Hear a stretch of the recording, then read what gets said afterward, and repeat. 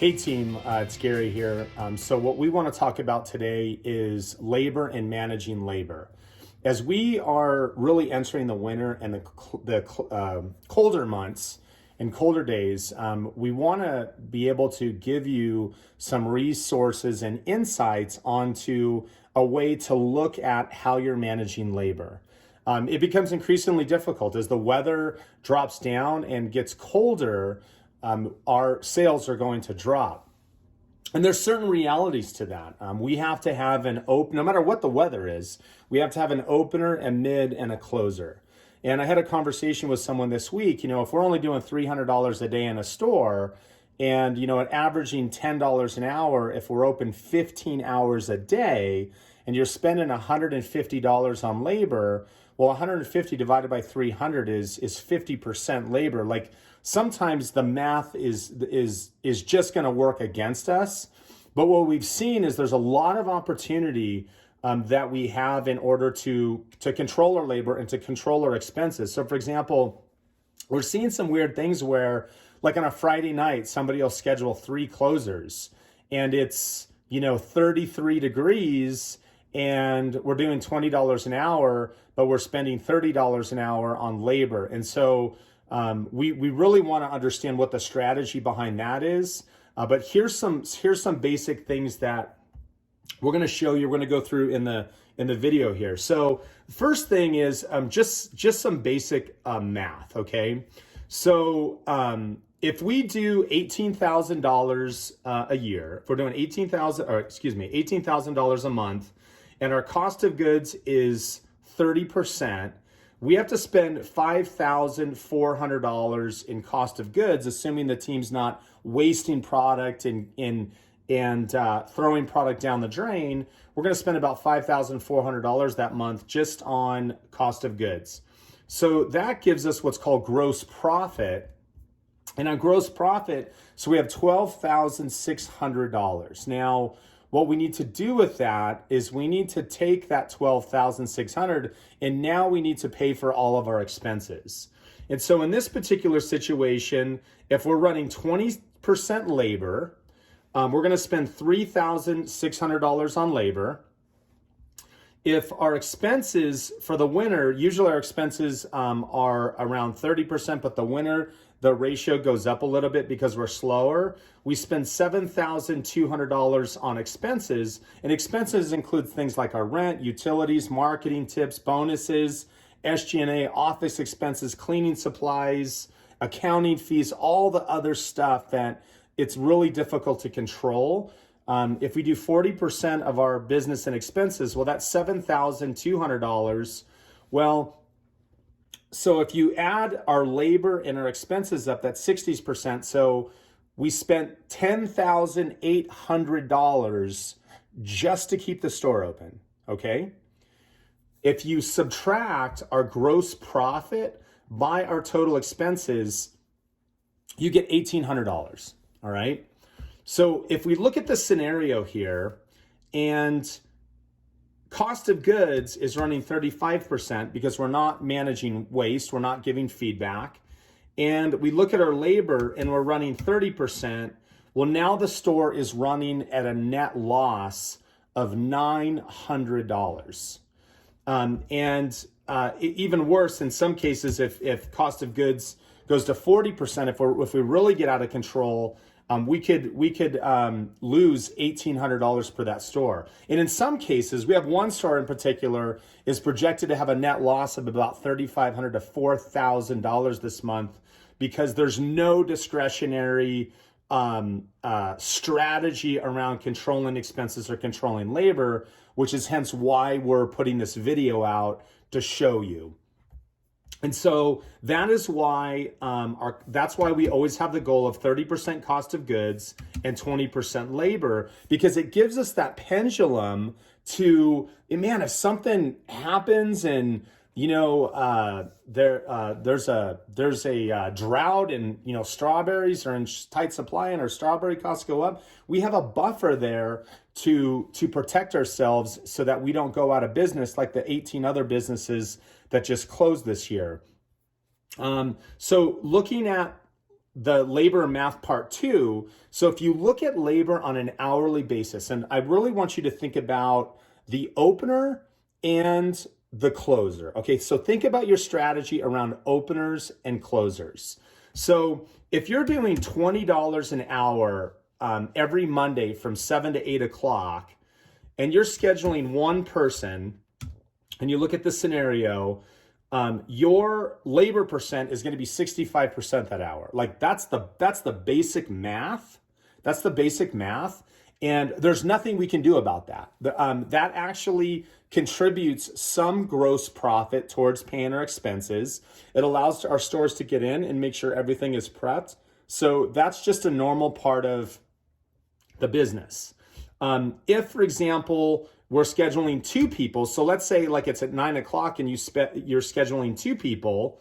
Whoops, not that one. You're scheduling two people. We do this here. Now we're spending 130% of our sales on labor, because there's a cost of goods factor here where if you spend $10, you actually have to add the 30% on the cost of goods to pay for that. And so when you look at this, we're spending 130% on labor on $20 an hour. So when you look at this formula, in order to have two people, how many dollars per hour do we need to be doing? All right, so how many dollars per hour do we need to be doing to justify two people? Let's take a look. So if I go $100 an hour, well, that labor is still going to be at 26%. We're going to bump it up to 120, 130. So we need to be doing, according to this example, about $130 an hour on average to justify two people, okay? We've seen some days where we have 4, 5 team members scheduled in the middle of the day, and we're kind of questioning it, like, why are we doing that? Unless there's some store meeting or some massive training, it's not the responsible way to do the strategy, because the team members are having to split the tips on such a short amount of dollars, and that you just have team members that are standing around. If there's a strategy around it, we're okay. Maybe you decide you want to have a deep cleaning day. That's okay. But this is the minimum in order to have two people. So this example right here is I said week 1. This is actual data from a store, from one of our stores. We had our senior brand manager Nicole put this together for us. So great job, Nicole. October 14th through the 20th. These are actual sales, and so this little guy here that says daily sales, that's all the sales for that week, every day. We averaged, based on about $10 an hour, the hourly sales that we did for that week for Monday through Sunday, every hour what we did, the amount of labor per hour that was scheduled for that day. And at the bottom here, this is labor percent per hour. So everything that you see that's red right here, everything you see that's red is where the team member or the manager scheduled over 30% labor, okay? Now, that is going to happen because, again, if you open the store and you have a $10 an hour employee, let's say, and then you're only doing $20 that hour, your labor is going to be at 50%. That's going to be a given. But it's the level of the number of people that we schedule that's a concern. And we're going to go over that here.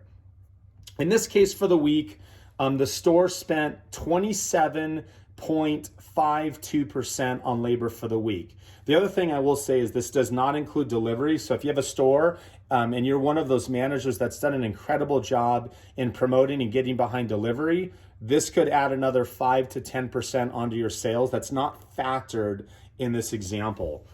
So if we look at this, the green is our busiest time of the day. So as a labor strategy, 70% of your business for the day is between noon and 5. All right, 70% of the day is between noon and 5. So that is when you want to have the most people come in.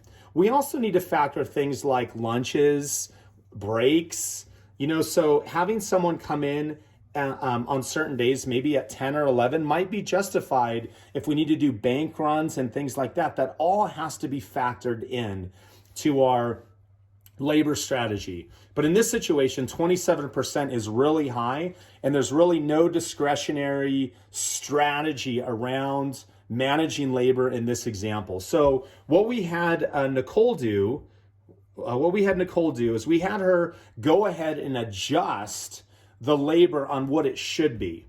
And so week one, they scheduled 173 hours of labor roughly. Okay, so we know that the store did about $6,000 in labor. They scheduled 173 hours for the schedule. And what we did is we went here and we had her adjust all the times where where we could have cut back labor and we could have mitigated our losses. This previous example, this projection on scheduling to this strategy will represent a $1,500 loss for the store. But when we go ahead and adjust it, Nicole was able to adjust it to get labor down to 141 hours. And a lot of it was just the openers and closers, is sending people home a couple hours early after 5 o'clock.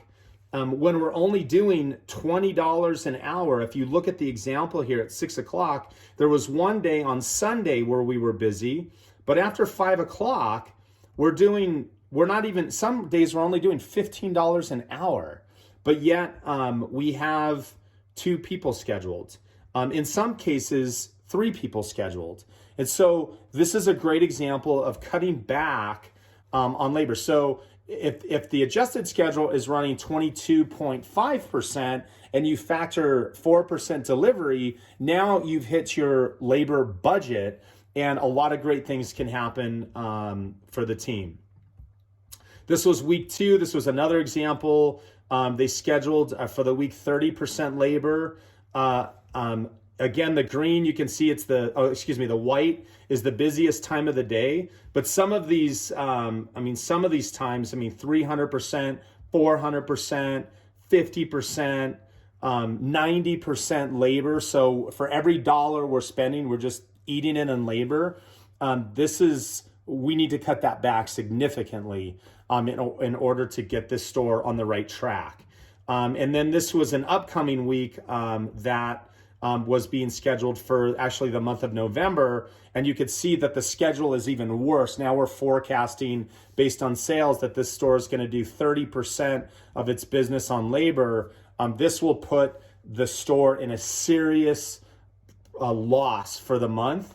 And last year, we lost $40,000 between November and December because it was just a free-for-all. People spent whatever. And so I'm sending this example here too.